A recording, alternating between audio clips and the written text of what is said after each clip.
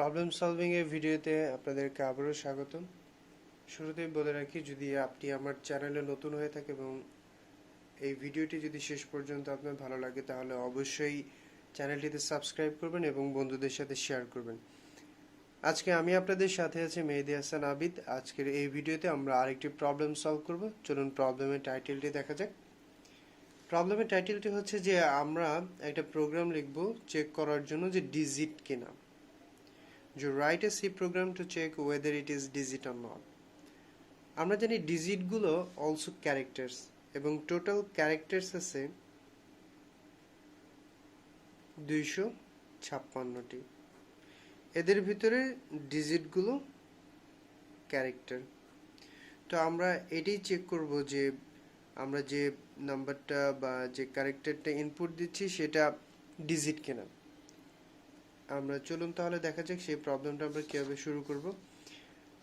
প্রথমে আমরা লিখে নেই সি প্রোগ্রামিং এর structure include stdio.h int main, দেন আমরা একটা ক্যারেক্টার ইনপুট নেব ch scanf %c ch, আমাদের ভেরিয়েবল নেম ch। এখানে আমরা এখন চেক করব যে এই ভেরিয়েবলটি ক্যারেক্টার কিনা, ডিজিট কিনা। তাহলে আমরা যে ভেরিয়েবলটি স্ক্যান করেছি সেটি যদি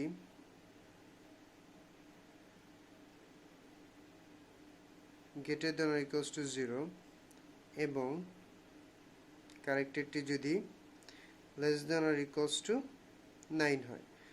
এই কন্ডিশনটা কেন দিলাম? কারণ আমরা জানি যে 0 থেকে 9 এর ভিতরে হলেই কেবলমাত্র সেগুলোকে আমরা বলতে পারবো যে ডিজিট, আদারওয়াইজ না।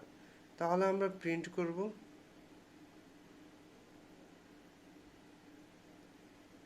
Digit \n। ইলসে আমরা বললাম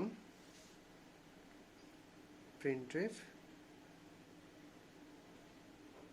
not digit।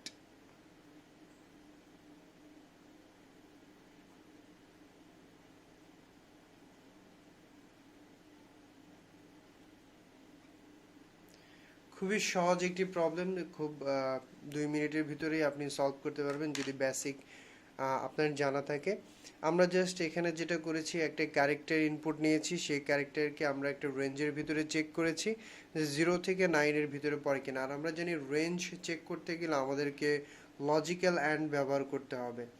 তো সেই ক্ষেত্রে যদি আমাদের ক্যারেক্টারটি 0 থেকে 9 এর ভিতরে ইনপুট হয় তাহলে আমরা বলবো ডিজিট, আদারওয়াইজ আমরা বলবো নট ডিজিট। ঠিক সিমিলারলি আপনি এরকম অনেকগুলো প্রবলেম সলভ করতে পারবেন, পজিটিভ অর নেগেটিভ কিনা, অড অর ইভেন কিনা, এরকম আরও অনেক প্রবলেম রয়েছে। সেগুলো নিয়ে আমরা পরবর্তী ভিডিওতে ডিসকাস করব। যদি এই ভিডিওটি ভালো লেগে থাকে তাহলে অবশ্যই বন্ধুদের সাথে শেয়ার করবেন। ধন্যবাদ সবাইকে।